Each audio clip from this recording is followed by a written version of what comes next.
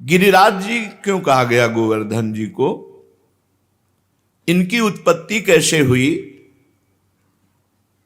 और गिरिराज जी महाराज की क्या महिमा है?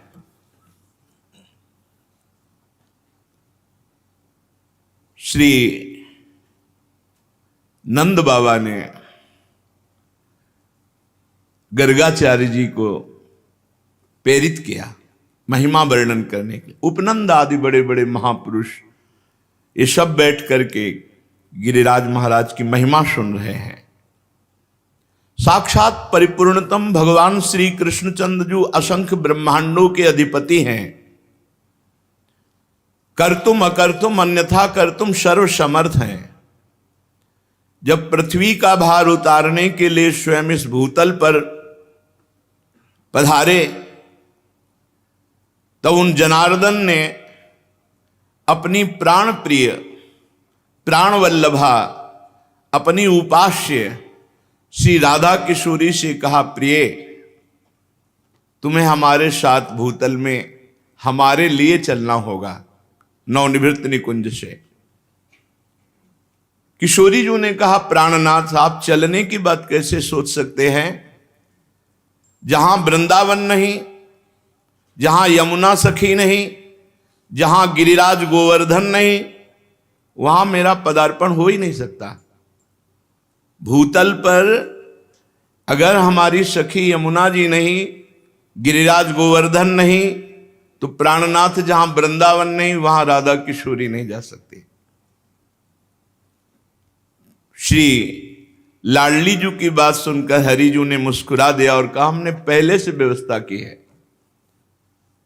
मृत्युलोक में, भारत भूमि में, माथुर मंडल में अपने को ही 84 कोष भूमि में मैंने विस्तार किया है। ये 84 कोष भूमि श्री कृष्ण स्वरूप है।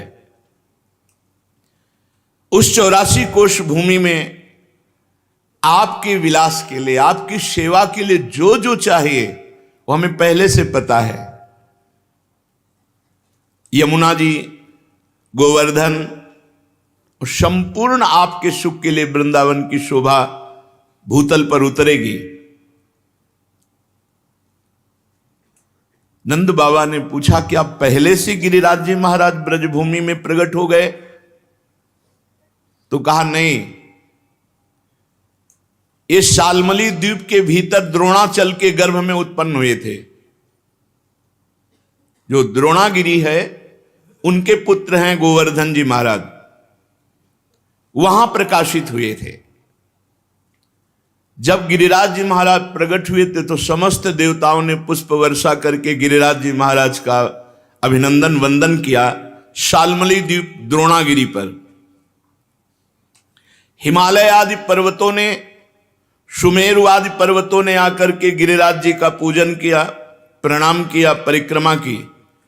और विधिवत पूजन करने के बाद समस्त पर्वतों ने हाथ जोड़कर गोवर्धन जी की स्तुति प्रारंभ की। त्वं साक्षात् कृष्णचंदस्य परिपूर्णतमस्य च गोलोके गोगणैर्युक्ते गोपी गोपाल संयुते त्वं हि गोवर्धनो नाम वृंदारण्ये विराजसे त्वन्नो गिरीणां सर्वेषां गिरिराजोऽसि साम्प्रतं नमो वृंदावनांकाय तुभ्यं गोलोकमौलिने पूर्ण ब्रह्म तपत्राय नमो गोवर्धनाय च। समस्त सुमेर, हिमालय आदि बड़े बड़े पर्वतों ने गिरिराज महाराज की स्तुति की। हे गिरिराज, तुम साक्षात परिपूर्णतम भगवान श्री कृष्ण का स्वरूप हो। भगवान श्री कृष्ण की प्राण प्यारी गौओं का समुदाय, गोपाल, गोप सुंदरी गोपियों का समुदाय, ये सब आपकी तलहटी में आनंद प्राप्त करेगा। तुम्हारा नाम गोवर्धन है, तुम वृंदावन में नित्य विराजोगे। इस समय हम समस्त पर्वतराज आपको गिरिराज पदवी प्रदान करते हैं। द्रोणागिरी की गोद में प्रकट हुए गोवर्धन महाराज को गिरिराज पदवी प्रदान की समस्त विश्व के महान महान पर्वतों ने।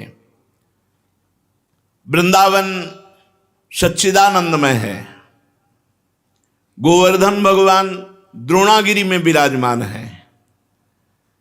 समस्त देवता गिरिराज सुमेरु आदि स्तुति करके गोवर्धन जी महाराज को प्रणाम करके परिक्रमा करके सब अपने अपने स्थान को गए।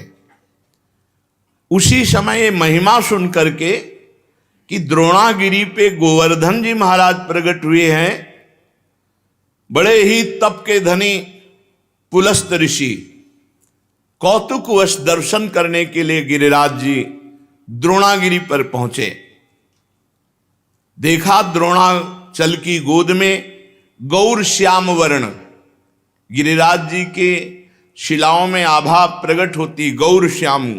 एकाग्रता पूर्वक जब गिरिराज जी की परिक्रमा करो, दूर से देखो तो कुछ शिला में गौर रंग, कुछ शिला में श्याम रंग आपको दिखाई देगा। गोवर्धन भगवान ऐसे माधवी मालती सुंदर सुंदर लताएं गुफाएं, बड़े सुंदर वृक्ष जो मीठे फलों के भार से सुंदर सुंदर सरोवर कुंड झरने, महाराज देखते ही पुलस्त ऋषि लुट गए। ये तो महान तपस्या करने की स्थली है, इनकी कंदराओं में तो बहुत आनंद आएगा ध्यान करने में भगवान का।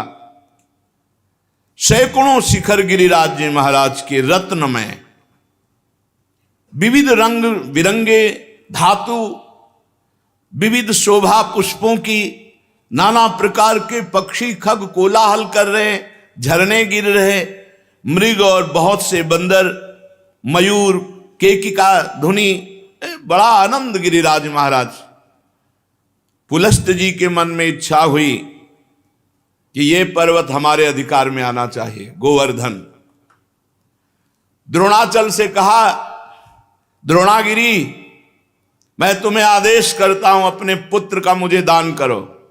द्रोणागिरी के पुत्र हैं गोवर्धन जी महाराज। तुम पर्वतों के स्वामी हो, तुम्हारा बड़े बड़े ऋषि मुनि तपस्या के द्वारा आदर करते हैं, तुम बड़ी औषधियों के पुंज हो, दिव्य औषधियां तुम में प्रकाशित होती हैं। जब लक्ष्मण जी को वीर घातनी शक्ति मेघनाथ ने मारी थी तो यहीं से औषधि, तो हनुमान जी महाराज को लगा कि कौन सी औषधि है, क्योंकि उन्होंने बताया प्रज्वलित तेजोमयी, तो कालने में ने साफ प्रज्वलित तेजोमय कर दी थी कि हनुमान जी भ्रम में पड़ जाए। लेकिन बुद्धिमान अग्रगण्यम बलवताम वरिष्ठम, पूरा द्रोणागिरी उखाड़ लिया, जो मन आवे सो छांट लो औषधि। तुम औषधियों से संपन्न हो। मैं काशी में गिरिराज जी को विराजमान करूंगा, क्योंकि मैं काशी वास करने वाला हूं और मैं याचना ही नहीं कर रहा, आदेश दे रहा हूं। अगर ना तो साप,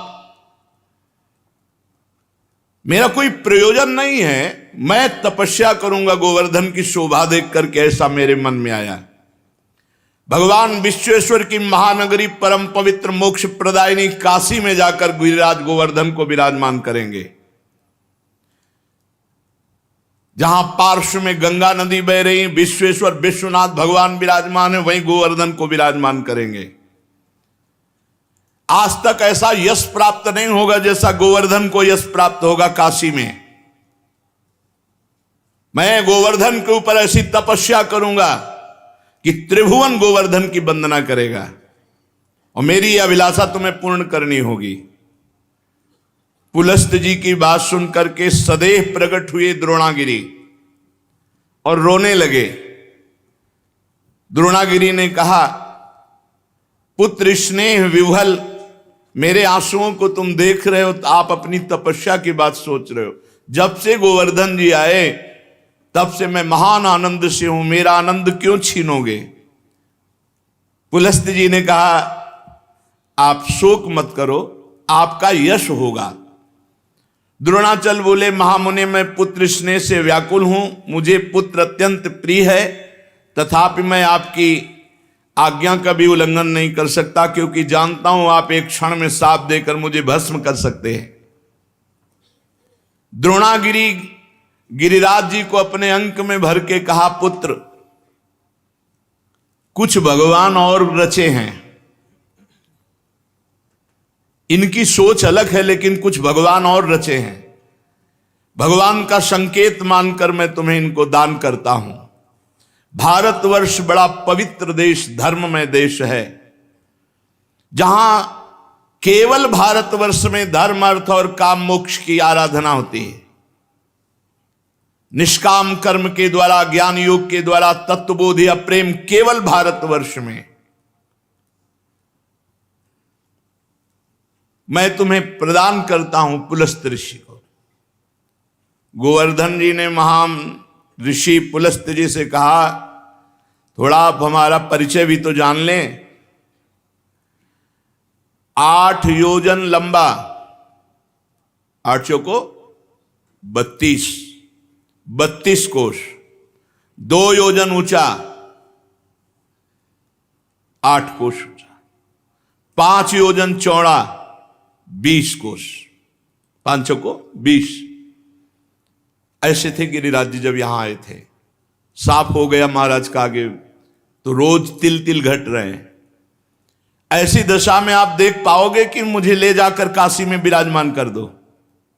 पुलस्त जी ने कहा, बेटा मैं पुलस्त हूं, अगर संकल्प करूं तो पूरे भूमंडल को उठा के चल सकता हूं। मेरे हाथ पर केवल तुम बैठ जाना, मैं काशी में ही छोड़ूंगा तुम्हें। गोवर्धन ने कहा, फिर एक बार क्या बोल गए आप, सोच लो। एक बार हाथ में आ गया, उतार दिया, तो फिर तुम्हारी सामर्थ्य नहीं होगी कि आप मुझे हिला भी सको। मेरी प्रतिज्ञा और आपकी प्रतिज्ञा एक। आपने कहा मैं यहां से उठाऊंगा और काशी में रखूंगा, और मैं कह रहा हूं अगर बीच में रख दिया तो मैं आपके यहां उठाए फिर नहीं उठूंगा। पुलस्त जी ने बात तय कर ली। शाल्मली द्वीप से लेकर कितने बड़े महान तपस्वी भारतवर्ष के कौशल देश के रास्ते में लिए हुए गिरिराज जी को आ रहे हैं। पर्वत द्रोणागिरी विकल हो गए। गोवर्धन जी ने द्रोणागिरी को प्रणाम किया और कहा, सदैव आपके साथ हमारा नाम, हमारे साथ आपका नाम जुड़ा रहेगा। आंसुओं से अभिषिक्त होकर द्रोणागिरी ने गिरिराज महाराज को विदा किया। दाहिने हाथ पर पुलस्त ऋषि ने उठा लिया और बड़ी तीव्र गति से चले। गिरिराज महाराज शांत देखते रहे। जेव ही माथुर मंडल में आए, ब्रज 84 कोश में, जहां गिरिराज जी विराजमान है। गिरिराज जी अपना भार भी बढ़ा लिया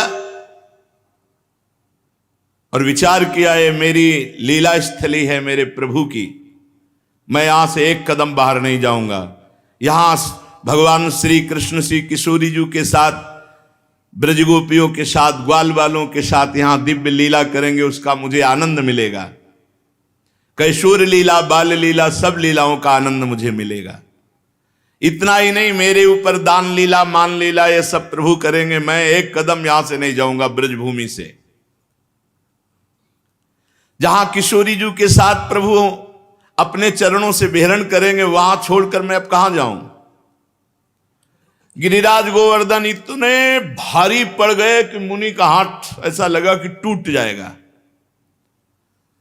और साथ में बड़ी जोर की लघुशंका लगी। गिरिराज महाराज की लीला, भार तो तपबल से रोक रहे थे, लेकिन लघुशंका तपबल से कहां तक रोके।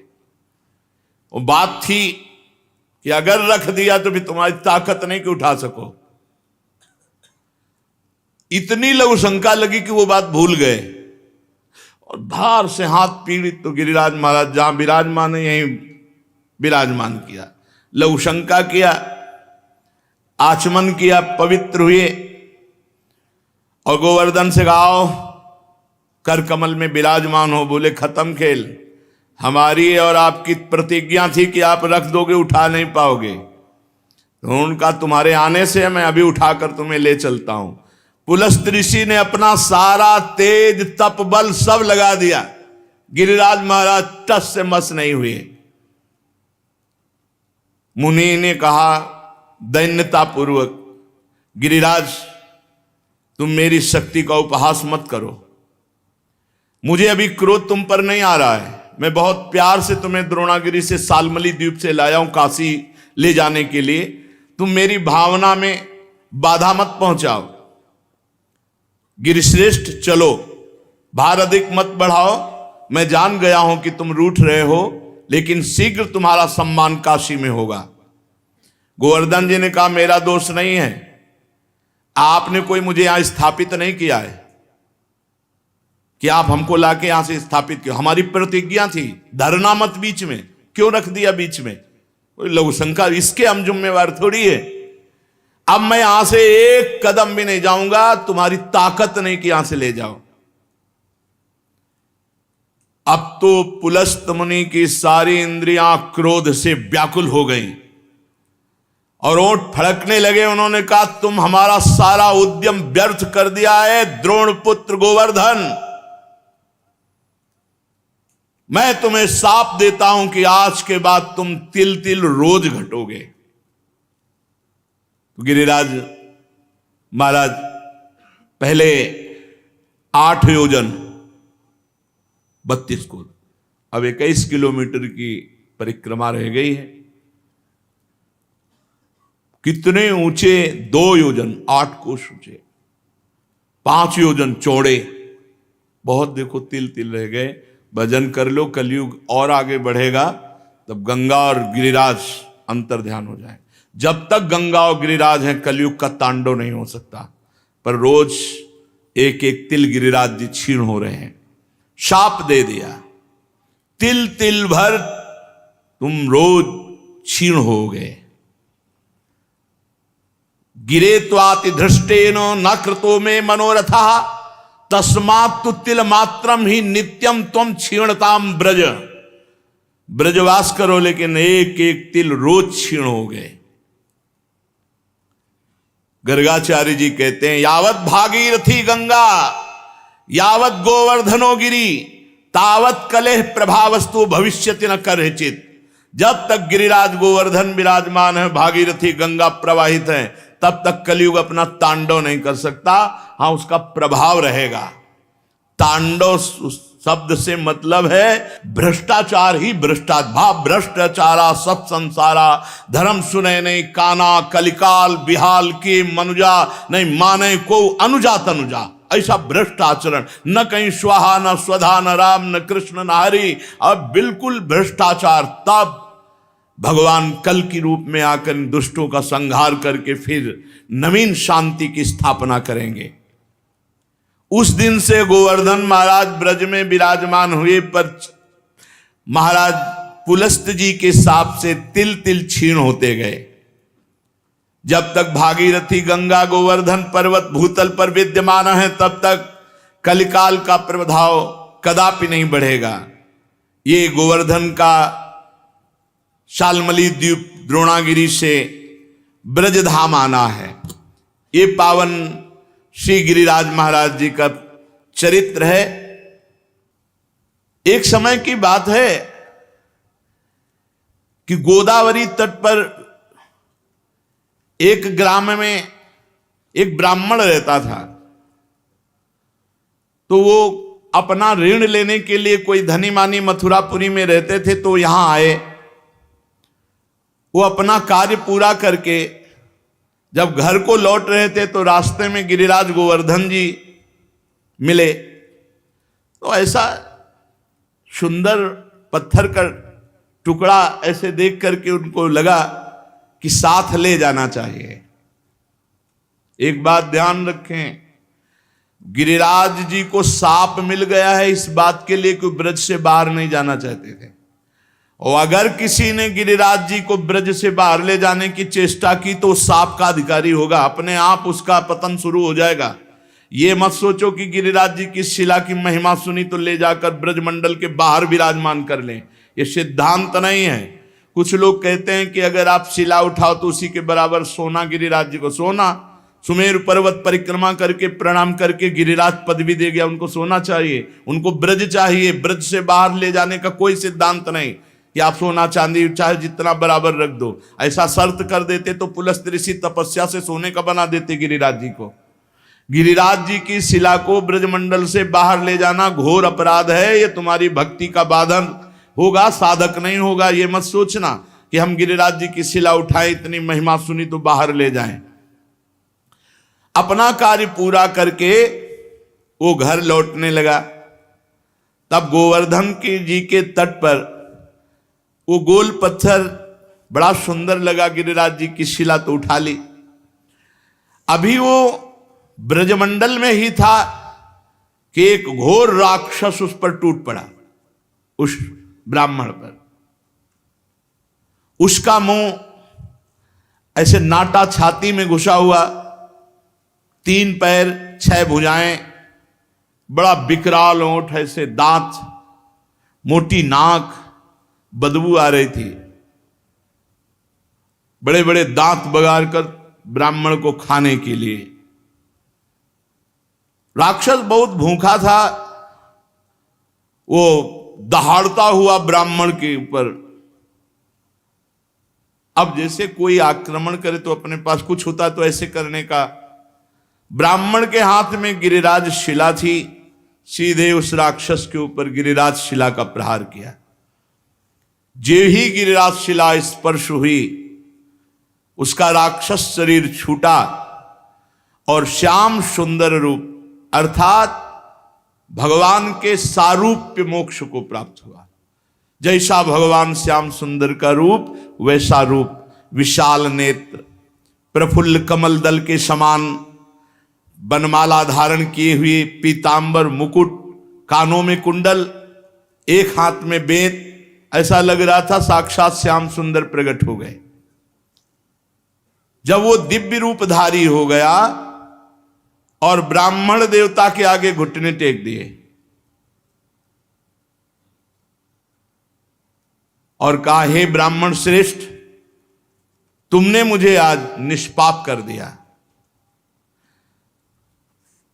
आज तक मैं निष्पाप नहीं हो पाया महामते। मेरी राक्षस योनि न जाने कितने समय से थी और मैं कब तक भोगता, लेकिन ये तुमने गिरिराज जी की शिला से जो प्रहार किया, मेरे सारे पाप नष्ट हो गए।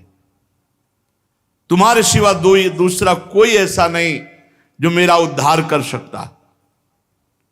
ब्राह्मण बोला, पहले तो भयंकर रूप में, अब इतने सुंदर रूप में मैं आश्चर्य में पड़ गया हूं। मेरे में तो कोई सामर्थ्य नहीं है, मेरे द्वारा तुम्हारा उद्धार कैसे हो सकता? मैंने तो कोई संकल्प भी नहीं किया। और एक पाषाण का क्या ऐसा फल हो सकता है कि उसके स्पर्श से तुम भगवान का स्वरूप हो गए? उसने कहा, ब्राह्मण, ये साधारण पाषाण नहीं है, ये गिरिराज गोवर्धन की शिला है जो साक्षात भगवान हरि का रूप है। अरे इसके दर्शन मात्र से कृतार्थ हो जाए जीव। जो गंधमादन की यात्रा करके बड़ी तपस्या पूर्वक फल की प्राप्ति नहीं की जा सकती, वो गिरिराज जी के दर्शन मात्र से और परिक्रमा से कोटि गुना पुण्य प्राप्त किया जा सकता है। गंधमादन पर्वत पर तपस्या करके जो फल प्राप्त नहीं किया जा सकता, उससे करोड़ गुना फल गिरिराज जी की परिक्रमा, गिरिराज जी के दर्शन से। गिरिराज गोवर्धन साक्षात श्री हरि का रूप है, दर्शन मात्र से निष्पाप कर देते हैं। गंधमादन की यात्रा करने से मनुष्य को जो गंधमादन पर जाकर तप करने का फल मिलता है, उससे कोटि गुना पुण्य गिरिराज जी के दर्शन और परिक्रमा से मिल जाते हैं। अब देख लो, राक्षस था, गिरिराज जी के स्पर्श से श्याम सुंदर रूप हो गया। उस जो भगवत स्वरूप बना हुआ है, वो बोला, मलयाचल पर एक भार स्वर्ण का दान करने से जिस पुण्य फल की प्राप्ति होती है, गिरिराज महाराज में एक बार लौट जाने से उस फल की प्राप्ति होती है। रज में लौट गए, इस सुख को कौन जाने। वृंदावन की गुणन सुन हित सो रज में लोट, जय सुख को पूजत नहीं मुक्ति आदि सतकोट। ये यहां का लाभ है। अरे भाई, रज में लोटो, आचमन करो, बैठ के भजन करो, कीर्तन करो। जो मंगलप्रस्थ पर्वत पर ब्राह्मणों से वेद पाठ करवा करके उनको दक्षिणा दे, भगवान विष्णु के शास्त्र नाम का पाठ करवावे, वो जो फल प्राप्त होता है वो गिरिराज जी की तलहटी में बैठ के थोड़ी देर नाम कीर्तन करने से प्राप्त हो जाता है। थोड़ी देर भगवान नाम कीर्तन गिरिराज जी की तलहटी में, अरे लाभ लो भाई, ब्रजमंडल में आए हो जरूर जाना गिरिराज जी, बस नशा वशा गंदी बातें मत करो, उपवास करके दर्शन करो, एक दिन उपवास करके देखो सारे पाप नष्ट हो जाएंगे। मानसी गंगा में स्नान करो, राधा कुंड आचमन, कृष्ण कुंड आचमन, रज में लोटो परिक्रमा, कितना मंगलमय देश है ब्रज 84 कोस। गिरिराज जी के समान पुण्य प्रदान करने वाला कोई भूमंडल पे दूसरा तीर्थ नहीं है। ऋषभ पर्वत, कूटक पर्वत, कोलक पर्वत, सोने से मड़ी हुई सींग वाली 1 करोड़ गौओं का दान करने से जो फल मिलता है, गिरिराज गोवर्धन की संपूर्ण तीर्थ स्थली के दर्शन मात्र से प्राप्त हो जाएगा। जैसे बताए गए जो तीर्थ स्थलियां, इनमें भ्रमण किए, ब्रजवासियों से पूछ ले, वो बता देंगे कि अमुक जगह। एक परिक्रमा जो रोड वाली है, उसमें तो आप ज्यादा दर्शन आदि का लाभ नहीं ले सकते, लेकिन अंदर वाली जब परिक्रमा करेंगे और एक ब्रजवासी कोई गाइड करने वाला हो, तो वो सब ये छुपे हुए जो तीर्थ स्थल है सबके दर्शन करा देंगे। गोवर्धन पर्वत की यात्रा करने से 1 करोड़ सोने से सींग बढ़ाकर गौ में दान करने का जो फल ऋषभ पर्वत, कूटक पर्वत, कोलक पर्वत पर है, वो गिरिराज जी की यात्रा मात्र से पूर्ण हो जाता है। ऋषिमुख, सहगिरि, देवगिरि की संपूर्ण यात्रा और पृथ्वी की पूरी परिक्रमा करने का जो फल है, उससे करोड़ गुना फल गिरिराज जी की लूट करके प्रदक्षिणा करने से प्राप्त हो जाता है, अर्थात दंडवती परिक्रमा से। भविष्य काल में उसका मंगल नहीं हो सकता जो एक बार गिरिराज जी से प्रीति कर ले। जय गिरिराज महाराज। श्री शैल पर 10,000 वर्ष तक जो तप और यज्ञानुष्ठानों का फल मिलता है, गोवर्धन के पुच्छ कुंड में, जहां अप्सरा कुंड है पुछरी की लोठा के पास, स्नान करने से वो फल प्राप्त हो जाता है। जो गोवर्धन पर्वत पर उत्तम ब्रजवासी ब्राह्मणों को पवाकर दान देता है, वह स्वर्ग चाहे तो स्वर्ग, भगवान के वैकुंठ धाम को चाहे तो वैकुंठ धाम की प्राप्ति होती। धन होए ना तो ये लाभ लेना चाहिए, भगवान के तीर्थों धामों में जाकर के भूखों को भोजन देना चाहिए, पूज्य जनों को कुछ दक्षिणा भोजन ऐसे करना चाहिए, भगवान दिए हों तो करना चाहिए। यहाँ 1 का लाखों भगवान देते हैं, मिलेगा, थोड़ा धैर्य रखो। समय, खेती भी बोई जाती तो अपने समय से फलीभूत होती है। चित्रकूट पर्वत पे रामनवमी के दिन पयस्वनी मंदाकिनी में, बैसाख की तृतीया को पारियात्र पर्वत पर, पूर्णिमा को कुकुराचल पर और द्वादशी को नीलाचल जगन्नाथपुरी में, सप्तमी को इंद्रकील पर्वत पर जो दर्शन करने से पुण्य होता है, परम लाभ होता है, गोवर्धन गिरिराज जी में किसी एक कुंड में स्नान करने से उसका फल प्राप्त हो जाता है। किसी एक कुंड पर बड़ा योग लिखे हुए हैं कि जैसे बृहस्पति के सिंह राशि पर स्थित होने पर गोदावरी में, कुंभ राशि पर हरिद्वार में, पुण्य नक्षत्र पुष्कर में, सूर्य ग्रहण कुरुक्षेत्र, चंद्र ग्रहण काशी में, एकादशी के दिन शुकर तीर्थ में, कार्तिक पूर्णिमा को गढ़मुक्तेश्वर में, जन्माष्टमी के दिन मथुरा जेल में, द्वादशी के दिन खांडोवन में, कार्तिक पूर्णिमा को वेंकटेश्वर नामक महावट, मकर संक्रांति तीर्थराज प्रयाग में, वैधृति योग बरिष्मती, रामनवमी के दिन अयोध्या में। ये जो यात्रा करने पर फल प्राप्त होता है, गिरिराज जी की शिला का जल से अभिषेक, दुग्ध से अभिषेक, गिरिराज जी की शिला का पूजन करने से वो सब फल प्राप्त हो जाता है। जो भगवान श्री कृष्ण में मन लगाकर उद्धव कुंड, गोविंद कुंड, इसमें स्नान करता हुए श्री कृष्ण के सारूप्य पद को प्राप्त होता है। हमारे गोवर्धन पर्वत पर जो मानसी गंगा है, बहुत पवित्र है मानसी गंगा, बहुत पवित्र, अनुभव की बात कह रहा हूं।